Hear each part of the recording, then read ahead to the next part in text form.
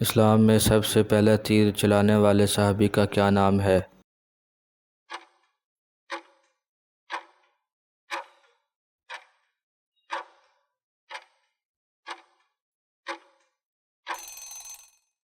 جواب: حضرت سعد بن ابی وقاص۔ کفار میں سب سے پہلی جنگ کون سی ہے؟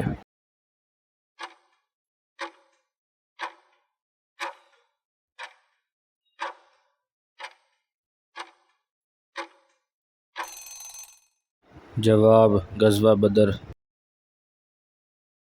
فتح مکہ کے موقع پر پہلا مسلمان ہونے والے شخص کون ہیں؟